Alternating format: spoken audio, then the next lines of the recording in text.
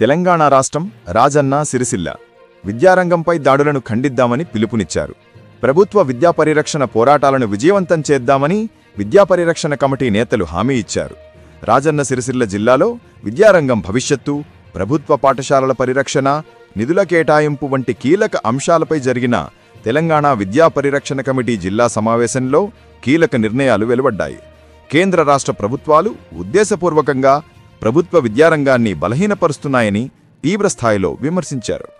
విద్యా కమిషన్ల సూచనలు పక్కన పెట్టడం, వార్షిక నిధుల కేటాయింపులను తగ్గించడం, పాఠశాలల సౌకర్యాలు మెరుగుపరచకపోవడం, ప్రైవేటు, కార్పొరేట్ విద్యా వ్యవస్థకు ప్రోత్సాహం ఇవ్వడం వంటి చర్యలు ప్రభుత్వ విద్యపై దాడులేనని అభిప్రాయపడ్డారు.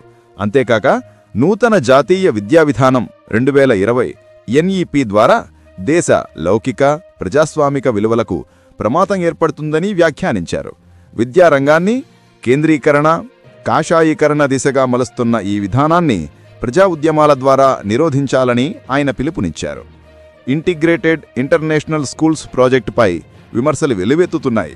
తెలంగాణ ప్రభుత్వం ప్రతిపాదించిన ఇంటిగ్రేటెడ్ ఇంటర్నేషనల్ స్కూల్స్ అంశంపై ప్రొఫెసర్ లక్ష్మీనారాయణ విమర్శలు గుప్పించారు. ప్రభుత్వ పాఠశాలలను బలోపేతం చేయకుండా 24,000 కోట్లు అప్పు తెచ్చి స్కూళ్లు నిర్మాణాలు చేయడం కాంట్రాక్టర్ల ప్రాజెక్టు మాత్రమే అవుతుంది అన్నారు. ప్రతి సంవత్సరం 2,000 ప్రభుత్వ పాఠశాలలు మూసివేస్తున్న దయనీయ పరిస్థితిని ఆపాలని ప్రభుత్వంపై ఒత్తిడి తీసుకురావాల్సిన అవసరం ఉందన్నారు. విద్యకు నిధులు పెంచాలి అని వై అశోక్ కుమార్ డిమాండ్ చేశారు. విద్యా పరిరక్షణ కమిటీ రాష్ట్ర సహాధ్యక్షులు వై అశోక్ కుమార్ మాట్లాడుతూ, ముఖ్యమంత్రి రేవంత్ రెడ్డి విద్యారంగానికి 15% బడ్జెట్ కేటాయిస్తానని ఇచ్చిన హామీని నిలబెట్టుకోలేదని, కేవలం 7.3% నిధులు మాత్రమే కేటాయించడం విద్యకు అవమానమని అన్నారు.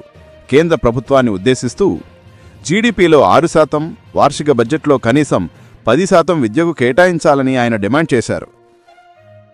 తెలంగాణ విద్యా పరిరక్షణ కమిటీ రాష్ట్ర సహ ప్రధాన కార్యదర్శి ఎం రఘుశంకర్ రెడ్డి మాట్లాడుతూ, 17 సంవత్సరాలుగా పెండింగ్లో ఉన్న ఎంఈఓ, డిప్యూటీ డిఈఓ వంటి పర్యవేక్షణ అధికారుల నియామకాలు వెంటనే చేపట్టాలని కోరారు.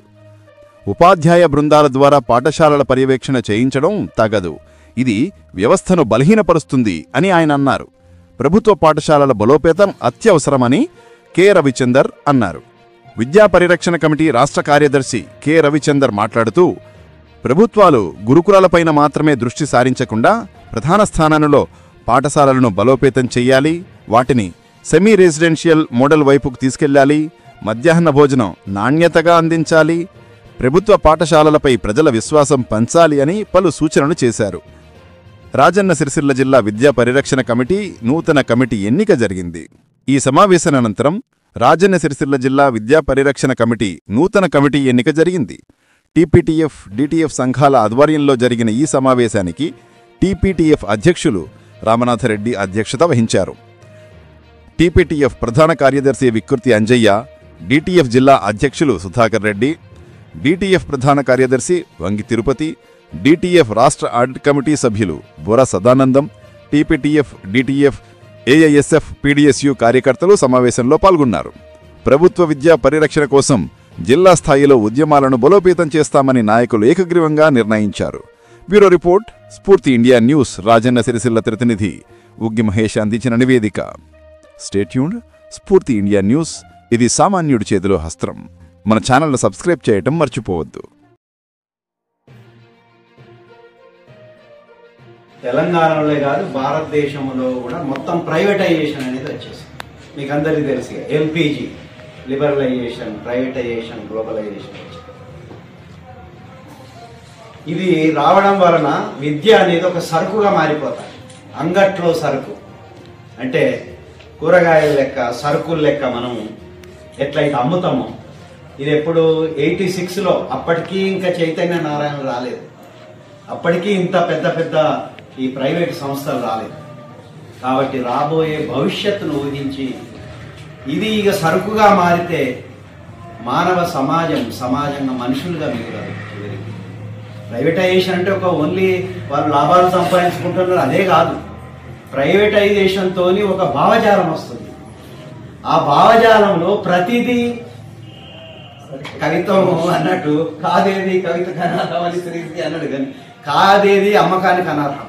అన్ని అమ్ముకోవచ్చు, అన్ని కొనుక్కోవచ్చు అనే ఒక వ్యాపార సంస్కృతి అనేది వస్తుంది. కాబట్టి దాని వలన మానవ విలువలు విధ్వంసం అయిపోయి సమాజమే మానవ సమాజంగా ఉండకుండా పోతుంది. కాబట్టి ఏం చేద్దామని ఆలోచించినప్పుడు మరి ఏమున్నది, మనం ముగ్గురే ఉన్నాం, మనకు ఎవరు ఏం లేదు కదా.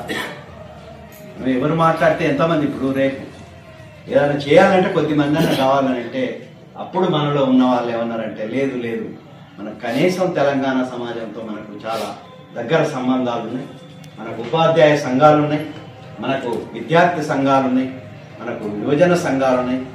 వాళ్ళు మనం స్పీకర్స్గా మనం వెళ్తున్నాం, వాళ్లకు అపీల్ చేసుకుందాం అంటే సారంలో విద్యా పరిరక్షణ కమిటీ అని అంటే ఇక్కడ ఉన్న విద్యార్థి యువజన ఉపాధ్యాయ సంఘాలే, వాళ్ళకే మనకి ఇక్కడ ప్రజాస్వామ్య శక్తులు.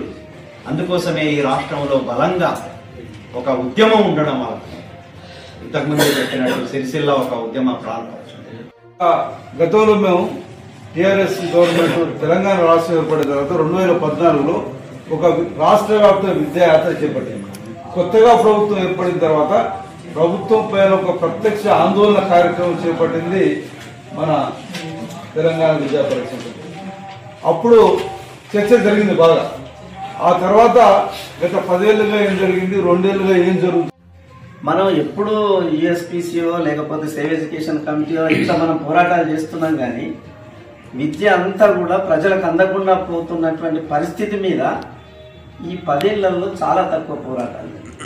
దీని పరిణామం ఏమైపోయింది, చివరికి విద్య పేదవాళ్ళకు అందకుండా పోయింది.